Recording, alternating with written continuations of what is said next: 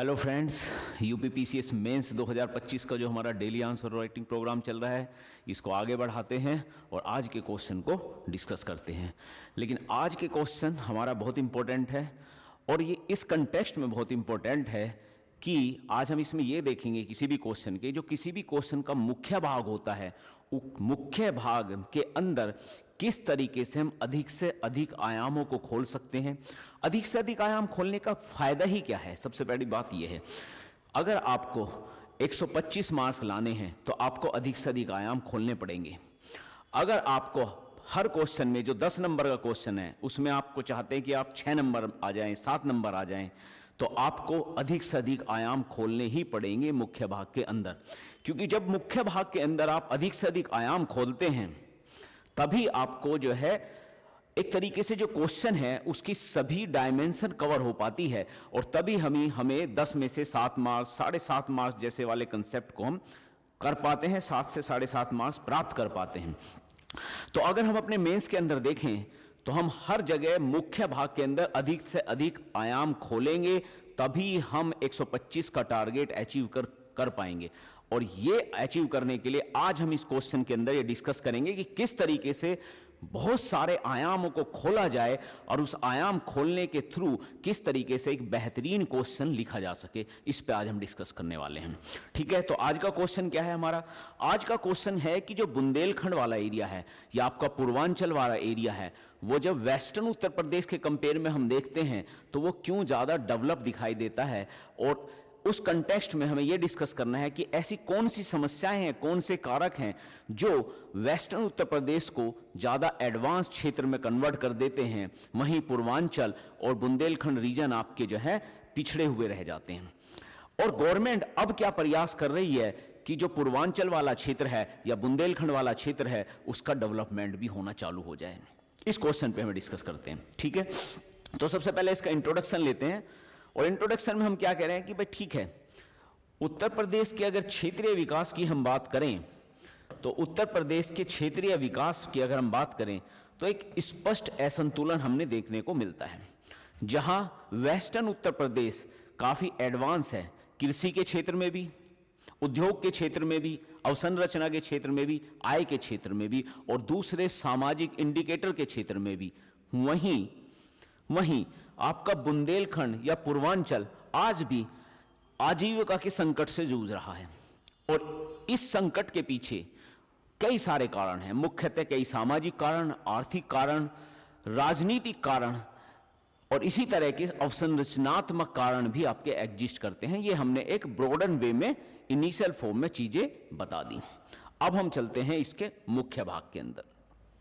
अब जब मुख्य भाग में हम जाते हैं तो सबसे पहले हम एक यूपी का मैप लेंगे और उस यूपी के मैप से सबसे पहले इस चीज को समझाने की कोशिश करेंगे। तो हम समझाना क्या चाहते हैं? हम समझाना चाहते हैं कि वेस्टर्न उत्तर प्रदेश जो है वो ज्यादा एडवांस क्यों है बुंदेलखंड और पूर्वांचल के कंपेयर में, ये समझाना चाहते हैं। अब इसकी कुछ की पॉइंट्स हम यहीं से समझा देंगे और उसी के अकॉर्डिंग फिर मल्टीपल डायमेंशंस खोलेंगे, बहुआयाम खोलने की कोशिश करेंगे। तो सबसे पहले हमने क्या लिया कि भाई वेस्टर्न उत्तर प्रदेश का एक एरिया दिखा दिया और इधर से हमने बुंदेलखंड और पूर्वांचल भी दिखा दिया। आगे बढ़ते हैं।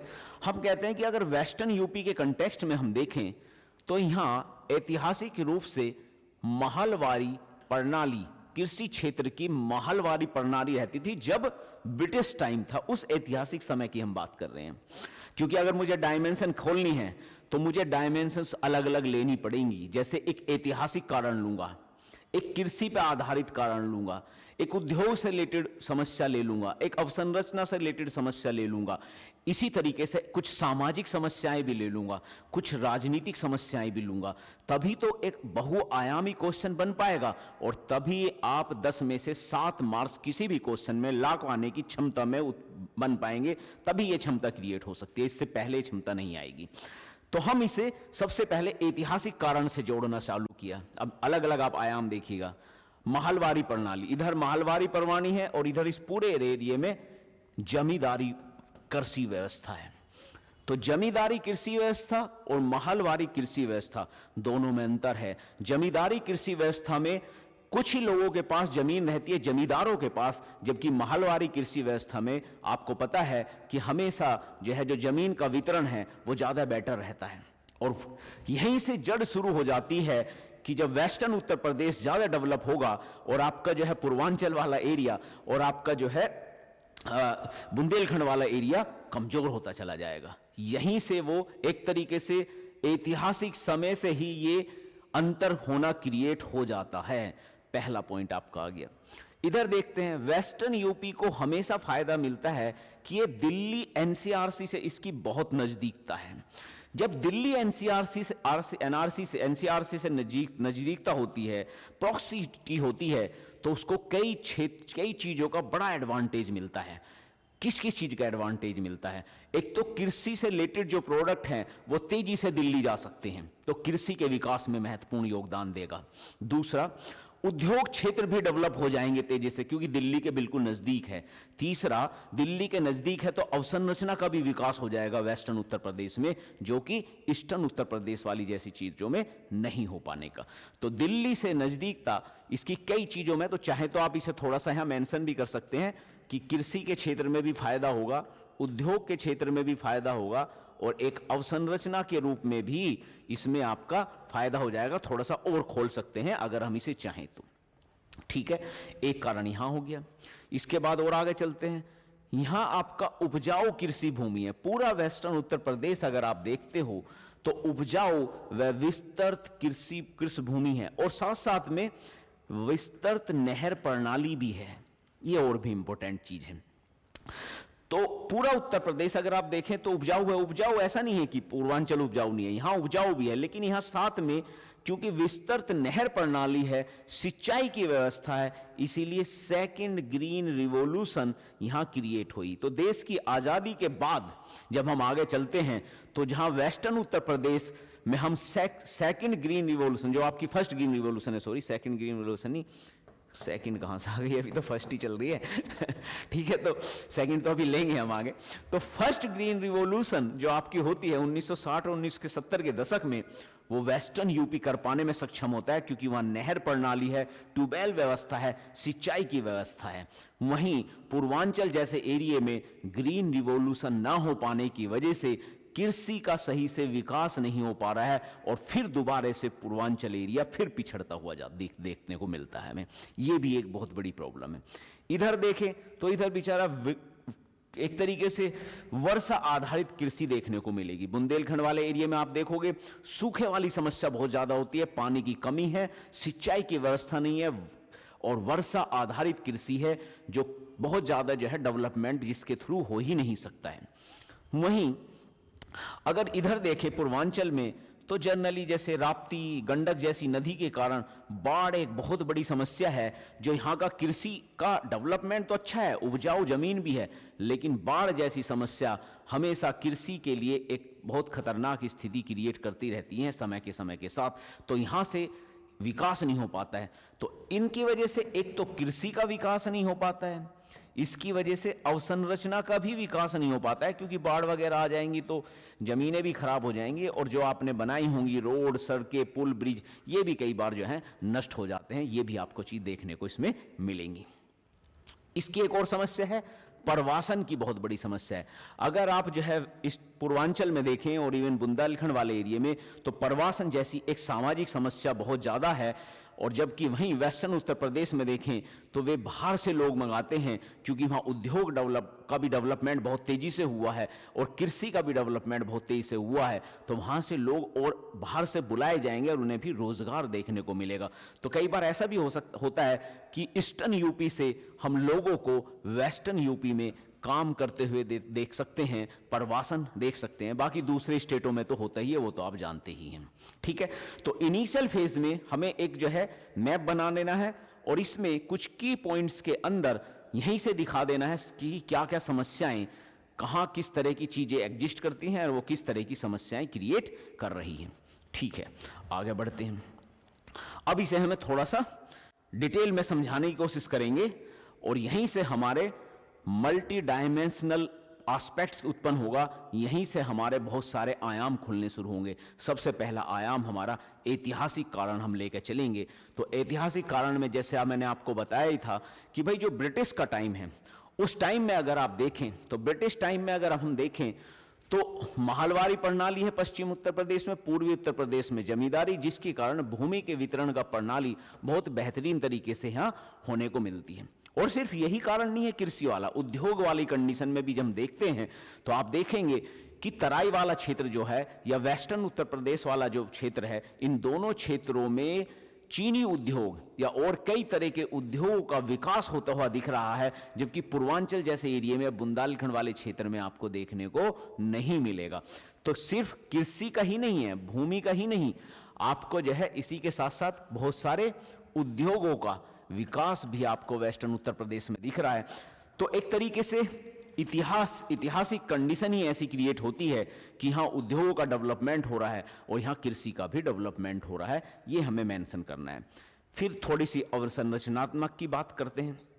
तो जब हम अवसंरचना में आते हैं तो आपने देखा होगा, मैंने बताया था, क्योंकि वेस्टर्न उत्तर प्रदेश दिल्ली के एनसीआर रीजन के बहुत नज़दीक है, इसीलिए यहाँ अवसंरचना का बहुत तेजी से विकास हुआ है। वहीं बुंदेलखंड और पूर्वांचल जैसे एरिया में अवसंरचना की बहुत बड़ी समस्या देखने को मिलती है।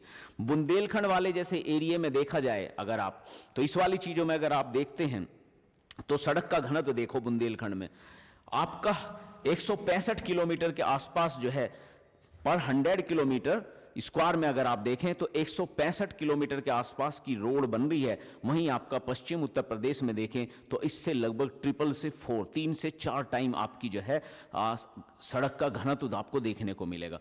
मतलब जहां यहाँ मतलब 160 के आसपास है, वहां आपको 450 से 500 के आसपास आपका जो है किलोमीटर के आसपास पर 100 किलोमीटर एरिया में आपको सड़क देखने को मिलेगी। तो यहाँ सड़क का घनत्व आपका बहुत ज्यादा आपको देखने को मिल रहा है। इसी वजह से अगर आप देखें तो अगर बुंदेलखंड वाले एरिया में देखें तो प्रति व्यक्ति आय मात्र 50,000 है, वहीं आपका 50,000 के आसपास है। वहीं पश्चिम यूपी में लगभग 1.5 लाख से भी अधिक आपको जो है प्रति व्यक्ति आय देखने को मिलेगी।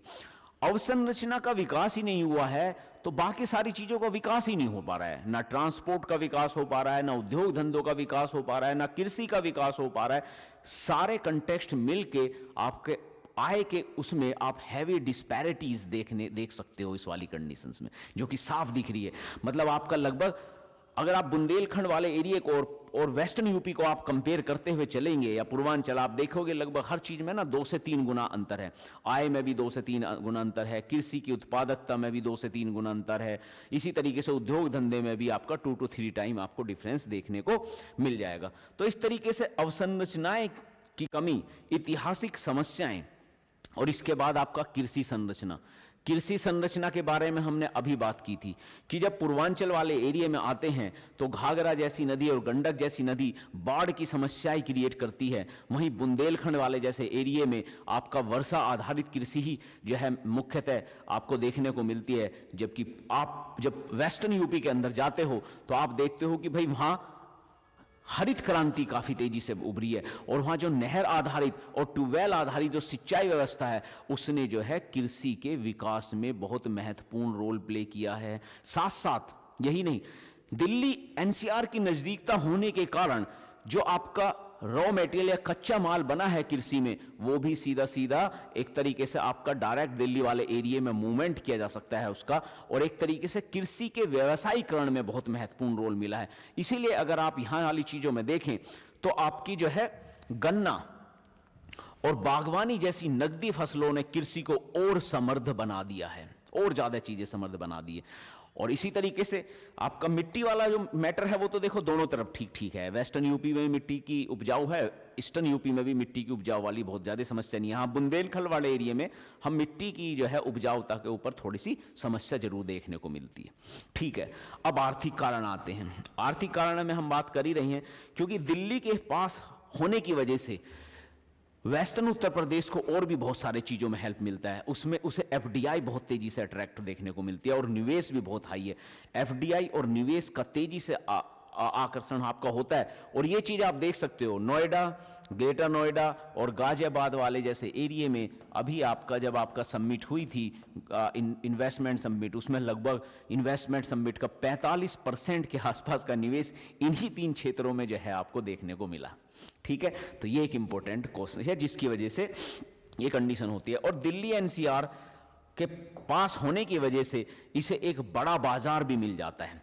अब अगर यहां उद्योग धंधे डेवलप होंगे तो वे उद्योग धंधे डेवलप होने से फायदा यह है कि सीधा बाजार है। बाजार कहां है? दिल्ली एक सबसे बड़ा बाजार है, क्योंकि अगर मान लिया वेस्टर्न उत्तर प्रदेश में गाड़ियां बनेंगी तो गाड़ियां सीधी सीधी दिल्ली एनसीआर में बिक जाएंगी।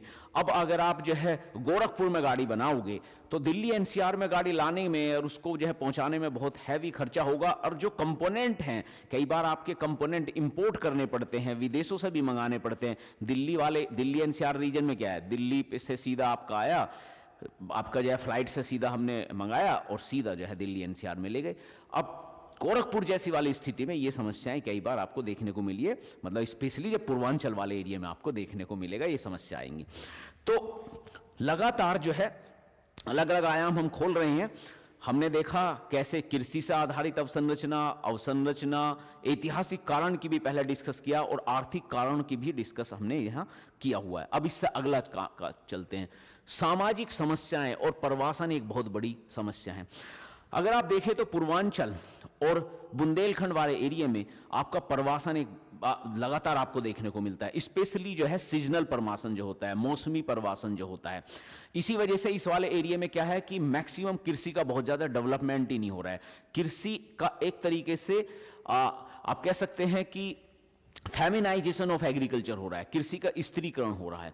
इससे बहुत बड़ी समस्याएं क्रिएट होती है, असंगठित रोजगार बन रहा होता है इससे, क्योंकि कृषि का अच्छे से डेवलपमेंट नहीं हुआ। कृषि आधारित आपके जो हैं जो उद्योग धंधे वे भी सही से विकसित नहीं हो पाए, तो संगठित रोजगार आपको मिलेंगे नहीं, असंगठित रोजगार मिलेंगे। असंगठित रोजगार अक्सर कम आय जनरेट करते हैं, या जो है ऐसी आय जनरेट करते हैं जो समय के साथ आपको जो है कहीं ना कहीं गरीबी वाली स्थिति में ही रखती है। तो ये एक बहुत बड़ी प्रॉब्लम है। वहीं अगर आप देखें तो वेस्टर्न उत्तर प्रदेश में इस तरह से कोई प्रवासन नहीं देखने को मिलता, क्योंकि एग्रीकल्चर पहले से ही काफी स्ट्रॉन्ग डेवलप है, साथ साथ में उद्योग धंधे भी और साथ साथ में कृषि से आधारित धंधे भी वहां देखने को आपको मिलेंगे। राजनीतिक कारण भी एक और कारण हम इसमें जोड़ेंगे। अभी तक हम अलग अलग कारण जोड़ रहे हैं, अब एक अगला आयाम जोड़ेंगे, राजनीतिक कारण। अगर हम जो है पूर्वांचल वाले एरिया में देखते हैं तो हम यहाँ बहुत ज्यादा ना वोट बैंक की राजनीति ज्यादा देखने को मिलती है। वोट बैंक की राजनीति यहाँ बहुत ज्यादा है। वोट बैंक की राजनीति होने की वजह से यहाँ क्या प्रॉब्लम हुई है कि क्षेत्रीय योजनाएं अक्सर विफल रही हैं। जो भी क्षेत्रीय डेवलपमेंट होना चाहिए था वो जल्दी डेवलप ही नहीं हुआ, क्योंकि वोट बैंक की पॉलिटिक्स आपकी चलती रहती है। ये एक बड़ी समस्या है, और लगातार इस वोट बैंक की राजनीति की वजह से ही यहाँ क्षेत्रीय नीति कभी कभी अपना ही नहीं गई। जैसे छठी पंचवर्षीय योजना अगर आप देखें तो उसे पूर्वांचल वाले एरिया में अप्लाई ही नहीं कराया गया, अप्लाई ही नहीं हो पाई, क्योंकि इतनी ज्यादा आपकी राजनीतिक अस्थिरता बनी हुई थी। या आप ये कह सकते हैं कि इतनी ज्यादा वोट बैंक की पॉलिटिक्स ने इतनी ज्यादा राजनीतिक अस्थिरता क्रिएट कर दी थी इस एरिया में कि पूरी पंचवर्षीय योजना ही लागू नहीं हो पाई। इस तरह की समस्याएं आपको जो है इस एरिया में देखने की मिलेंगी। इस वजह से पूर्वांचल वाला जो एरिया है वो लगातार ऐतिहासिक टाइम से पिछड़ता चला गया है, और उसके ये सभी डिफरेंट हमने कारक पढ़े और उसको डिस्कस किया। अब आगे बढ़ते हैं।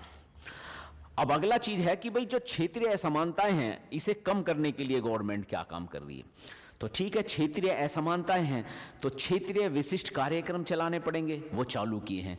तो क्षेत्रीय विशिष्ट विकास कार्यक्रम आजकल चल रहे हैं। जैसे बुंदेलखंड पैकेज अलग से दिया जा रहा है, बुंदेलखंड एक्सप्रेसवे अलग से डेवलप किया जा रहा है। इसी तरीके से केन बेतवा नदी जोड़ी परियोजना भी बड़ी इंपॉर्टेंट है, जिससे बुंदेलखंड वाले एरिया में एक जल सुरक्षा क्रिएट किया जा सके और वहां कृषि का भी विकास बहुत तेजी से हो सके। ये लगातार हमारे यहाँ प्रयास किया जा रहा है। पूर्वांचल एरिया में भी देखें तो भाई पूर्वांचल एक्सप्रेसवे डेवलप किया गया है, और इस पूर्वांचल एक्सप्रेसवे के द्वारा एक तरह से लॉजिस्टिक हब के रूप में ये कन्वर्ट हो रहा है। डिफेंस जो कॉरिडोर है उसका भी आप जो है चाहें तो यहाँ जिक्र कर सकते हैं। तो एक चीज आपकी जो है ये होगी क्षेत्र विशिष्ट विकास की परियोजना हमने डेवलप कर दी। अब दूसरा इंपॉर्टेंट क्राइटेरिया क्या होना चाहिए अगर हमें विकास करना है, तो भाई औद्योगिक निवेश की बात करनी पड़ेगी कि भाई उद्योग लाने पड़ेंगे। जब तक आपका पूर्वांचल वाले एरिया में उद्योग नहीं आएगा तब तक उसका विकास उस तरीके से नहीं हो पाएगा। तो अब उद्योग लाने के लिए, निवेश लाने के लिए क्या कर रहे हैं? निवेश लाने के लिए एक तो one district one product program आपका बहुत तेजी से काम कर रहा है, बहुत इंपॉर्टेंट है। इसी के साथ साथ इस पर्टिकुलर एरिया में हम देख रहे हैं कि एमएसएमईज बहुत ज्यादा हैं इस एरिया में, तो एमएसएमईज को क्लस्टर बना के उसका डेवलपमेंट किया जा रहा है। जैसे हम यह देख सकते हैं कि मिर्जापुर वाला जो एरिया है, तो मिर्जापुर का जो कालीन है वो बहुत फेमस है, उस पूरे एरिया को एक क्लस्टर के रूप में कन्वर्ट कर दिया है ताकि ये छोटी छोटी इंडस्ट्रीज ज़्यादा बेटर रूप में डेवलप हो सके। तो ये क्लस्टर आधारित डेवलपमेंट भी बहुत अच्छा हो रहा है। साथ साथ में one district one product program के थ्रू भी आपका तेजी से डेवलपमेंट आपका जो इस एरिया में हो रहा है। और साथ साथ में यूपी निवेश मित्र और ग्लोबल इन्वेस्टर जो समिट हुई हैं उसमें भी इस पर्टिकुलर एरिया पे स्ट्रॉन्ग फोकस किया गया है, क्योंकि इसमें काफ़ी ज़्यादा सब्सिडीज और इंसेंटिव्स दिया गया है इंडस्ट्री को ताकि इंडस्ट्री यहाँ पे आए। और इसी का रिजल्ट हमने देखने को मिल रहा है हमें कि पूर्वांचल वाले एरिया में लगभग 25% जो भी इन्वेस्टमेंट आया उसका 25%, और बुंदेलखंड वाले एरिया में भी 13% तक हम निवेश लाने में सक्सेसफुल रहे हैं। तो इस तरीके से इसका डेवलपमेंट हमें देखने को मिलेगा डेफिनेटली। अब कृषि के बारे में बात कर रहे हैं, क्योंकि अभी प्रॉब्लम रही है कृषि। तो कृषि को हम कैसे डेवलपमेंट कर रहे हैं? तो देखो कृषि हम क्या कर रहे हैं, हमारी फर्स्ट ग्रीन रिवॉल्यूशन तो मिस हो गई, ठीक है, तो वो तो अभी संभव है नहीं। तो अब हम क्या चाह रहे हैं कि सेकंड ग्रीन रिवॉल्यूशन को प्रमोट किया जाए, और सेकंड ग्रीन रिवॉल्यूशन और फर्स्ट ग्रीन रिवॉल्यूशन दोनों ही जो है, जो पूर्वांचल वाले एरिया में जो अभी तक नहीं आई थी वो एक्सटेंड हो जाए। इससे क्या होगा, इस एरिया का भी सही से विकास हो पाएगा कृषि के क्षेत्र में। अगर हम देखें तो इस तरीके से कृषि के क्षेत्र में भी काम किया जा रहा है। मानव संसाधन विकास बहुत इंपॉर्टेंट है, क्योंकि जब तक ह्यूमन रिसोर्स का डेवलपमेंट नहीं होगा तब तक प्रॉब्लम होती रहेगी। अब आकांक्षी जिला कार्यक्रम बुंदेलखंड वाले एरिया में और पूर्वांचल वाले एरिया में, ये जो आपका एस्पिरेशनल डिस्ट्रिक्ट प्रोग्राम है ये भी बहुत तेजी से आपका जो है डेवलपमेंट हो रहा है। इसके अधिक से अधिक जिले इसमें जो है इंक्लूड किए गए हैं, जिससे आप देख सकते हैं कि हेल्थ का डेवलपमेंट हो रहा है, हेल्थ से रिलेटेड आपका जो है मेडिकल फैसिलिटीज़ का डेवलपमेंट हो रहा है, एजुकेशन सेक्टर का भी बहुत तेज़ी से यहाँ डेवलपमेंट हो रहा है। और इसी तरीके से बाकी और क्षेत्र जो भी सामाजिक कारण से लिंक होते हैं वे सारे हैं जो है हमें देखने को इसमें विकास मिलेगा। अवसंरचना और संपर्क विस्तार, ये लगातार कोशिश हो रही है भाई। पूर्वांचल एक्सप्रेसवे हो या बुंदेलखंड एक्सप्रेसवे हो या अभी रिसेंटली जो चल रहा है गंगा एक्सप्रेसवे, ये सारे के सारे एक्सप्रेसवे, और साथ साथ में आप एयरपोर्ट वगैरह भी जोड़ सकते हैं, जिनका लगातार यहाँ डेवलपमेंट हमें देखने को मिलेगा ही मिलेगा। ये भी इंपॉर्टेंट है। इसके बाद पर्यटन का विकास बड़ा इंपॉर्टेंट है। पर्यटन का विकास बहुत जरूरी है जब हम जो है पूर्वांचल और एक तरीके से बुंदेलखंड वाले एरिया में, और इस पर भी गवर्नमेंट लगातार प्रयास कर रही है। तो वहीं जहां हम देख रहे हैं कि पूर्वांचल वाले एरिया में जैसे वाराणसी, सारनाथ और कुशीनगर एरिया है, यहाँ आपका धार्मिक पर्यटन का विस्तार हो रहा है। वहीं बुंदेलखंड वाले जैसे एरिया में ऐतिहासिक विरासत से रिलेटेड पर्यटन का विकास हो रहा है, जैसे आपके खजुराहो के मंदिर हैं या जैसे आपका जो है कालिंजर का किला है। इन सारे एरिया को लेके पर्यटन का काफ़ी तेजी से जो है यहाँ विकास हम देखने को मिल रहा है। तो इस तरीके से इसके समाधान भी हमने मल्टी डायमेंशनल बनाए हैं, लगभग सभी आयामों को छूने की कोशिश की है। और जब हम ज़्यादा से ज़्यादा आयाम छुएंगे तभी हम अच्छे मार्क्स प्राप्त कर पाएंगे राइटिंग में, तभी हम जो है 125 का टारगेट अचीव कर पाएंगे, अदरवाइज इससे पहले हमें ये संभव ही नहीं होने वाला है। ठीक है, तो इस पर हमें लगातार फोकस करना है। अब हम आ सकते हैं कंक्लूजन में। तो कंक्लूजन में हम ला सकते हैं कि भाई देखो, लगातार आपके हाल के वर्षों में एक्सप्रेसवे, निवेश, जल, आजीविका केंद्रित बहुत सारी नीतियां आपकी जो है इस क्षेत्रीय असमानताओं को कम करने में लगातार जो है लाई जा रही हैं, ताकि क्षेत्रीय असमानता को कम किया जा सके, जिसकी वजह से इनकी सफल प्रभावी क्रियान्वयन और स्थानीय आवश्यकताओं के अनुरूप नीति निर्माण पर निर्भर करेगी। क्योंकि अगर हमें जो विकास चल रहा है, जो हम नीतियां ला रहे हैं, ये सारी नीतियां अगर आपकी जो है सही तरीके से क्रियान्वयन हो पाई और क्षेत्रीय आवश्यकताओं के अनुरूप डेवलप हो पाई या इंप्लीमेंट हो पाई, तभी जो है तो इस एरिया का डेवलपमेंट भी ज़्यादा बेहतर तरीके से आपका हो पाएगा। और जो उत्तर प्रदेश के अंदर कई बार जो है अलग अलग स्टेटों को तोड़ने की बात करते हैं, वो भी चीज़ें सॉर्ट आउट कर हो सकती हैं, मगर अगर हम चाहें तो इसमें क्योंकि कंक्लूजन जो होता है वो हमारे हाथ में होता है कि हम किस तरीके से दें। एक कंक्लूजन हमारा ऐसा हो सकता है, एक कंक्लूजन हम ये भी कह सकते हैं कि भाई देखो, अगर यूपी में हम देखें तो यूपी को कई बार कई हिस्सों में तोड़ने की बात होती है कि कई हिस्सों में तोड़ दो, कुछ एरिया का डेवलपमेंट नहीं हो पा रहा है, कि कहते हैं वेस्टर्न यूपी में तोड़ दो, सेंट्रल यूपी में तोड़ दो, पूर्वांचल में, उत्तराखंड पूर्वांचल वाले एरिया में, बुंदेलखंड वाले एरिया में। तो हम यह कह सकते हैं कि इस क्षेत्रीय, ये जो क्षेत्रीय असमानताएं हैं, ये क्षेत्रीय असमानता ही उत्तर प्रदेश को 4 अलग अलग स्टेट में तोड़ने की डिमांड को हवा देते रहते हैं, और साथ साथ में इसके साथ आपके कुछ राजनीतिक कारण भी हैं जो और तेजी से इसको हवा देते हैं। अगर इस क्षेत्रीय असमानताओं को कम कर लिया जाए, जिस तरीके से उत्तर प्रदेश गवर्नमेंट अब तेजी से कर भी रही है, तो हम उत्तर प्रदेश को यूनाइटेड करके और $1 ट्रिलियन का जो इकोनॉमी बनाने का जो सपना है 2030 के आसपास तक, 35 के आसपास तक, वो अचीव आराम से किया जा सकता है। 30 तक का टारगेट है वैसे तो 30-35 के आसपास भी जब भी हो जाए, तो ये सारी चीज़ें आपकी इस तरीके से आप जो है एक अलग आयाम से, एक अलग ही कॉन्सेप्ट को लेते हुए, जो हमारा जो है एक उत्तर प्रदेश का जो बंटवारे वाला काम होता है, वो इस वाली चीज़ से सीधा लिंक होता है, तो उस कंटेक्स्ट पे भी जो है हम कंक्लूजन बना सकते हैं। कंक्लूजन पे हम एक दिन बात करेंगे, इंट्रोडक्शन और कंक्लूजन को लेकर एक बार हम स्पेशल बात करेंगे, क्योंकि इंट्रोडक्शन और कंक्लूजन अलग अलग तरीके से बनाए जा सकते हैं। एक क्वेश्चन का कंक्लूजन जरूरी नहीं है एक ही कंक्लूजन हो, उसके मल्टीपल कंक्लूजन हो सकते हैं। एक दिन हम कंक्लूजन और इंट्रोडक्शन को लेकर भी बात करेंगे, लेकिन आज का जो क्वेश्चन था वो मुख्यतः हमारा मेन बॉडी को लेकर था, कि मेन बॉडी हमारी किस तरीके से सभी आयामों को कवर करते हुए हो। इंपॉर्टेंट क्वेश्चन है, कभी भी आ सकता है, आप आंसर राइटिंग करते रहिए। नेक्स्ट क्वेश्चन को लेकर हम आपसे फिर मिलेंगे। Thank you.